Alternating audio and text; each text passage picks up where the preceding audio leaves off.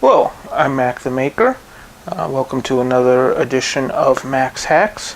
And today we will be talking about methyl ethyl ketone slash Tamiya extra thin plastic cement. It's what I like to use to put all my models together.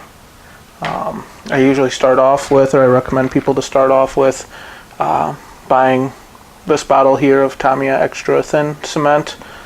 Comes with a nice little thin applicator brush, and after you run out of that, instead of buying another bottle of Tamiya extra thin, to go out to your local hardware store or home improvement store, what have you, and get a quart of methyl ethyl ketone, Mack, which is basically the same thing as the Tamiya cement.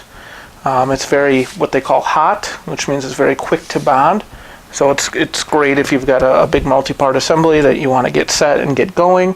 If you need something that lasts a little bit longer to allow you to position, move things around, that sort of thing, then there's some other glues that I'd recommend for that, primarily like Revell Contact, I think they call it, in a little squeeze bottle, or maybe some of the Tester's liquid cement doesn't seem to be as quick acting as the Tamiya or methyl ethyl ketone.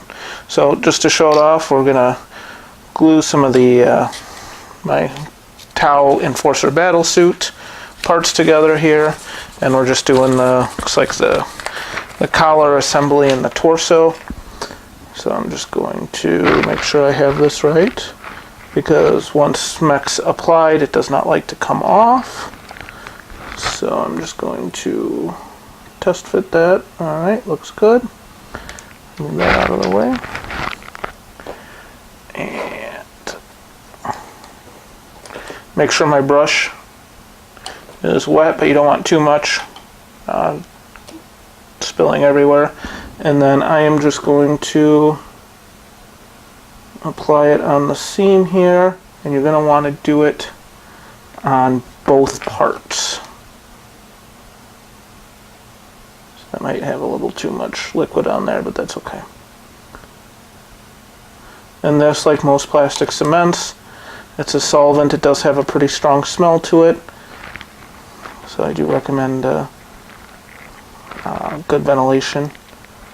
And I'm just gonna maybe, let's see, it's already starting to set. Get it in there here. Kind of push it in there.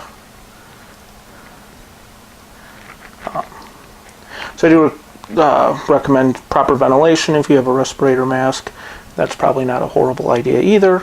But it does work by kind of melting both pieces of plastic to make a bond. And this looks like it is already set. That was real time, no fast forward and shenanigans, primarily because I'm not sure how to do that yet. But yeah, that was, what, 15-20 seconds. So it's great for, like I said, long assemblies, or you just want to get something cranked out. Mack is going to be the solvent of choice. Plus, it's just fun to say. I'm getting it all on both joints here.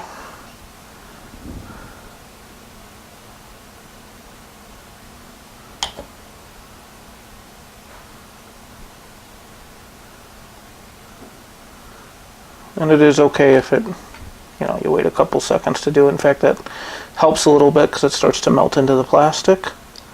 And then, looks like I got that all lined up. Give it a squeeze, and it's also good for these kind of fixed assemblies where you may have to put some pressure on them. Just squeezing them for a few seconds as opposed to finding the rubber bands or the modeling clips, that sort of thing.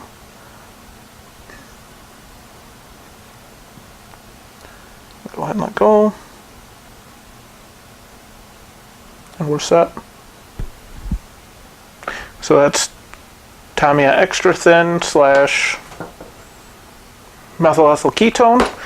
It's plastic cement I think everybody should probably have in their toolkit. There is a blog post over on mackthemaker.com discussing it and some links to products and stuff if you're maybe not sure what it is or if it's available in your area. If you found the video informative, please give me a thumbs up or even better, subscribe. I do try to do these videos bi-weekly with a weekly blog on different tips and tricks for scale modeling, miniature wargaming, 3D printing, and all that assorted jazz. Thanks for watching.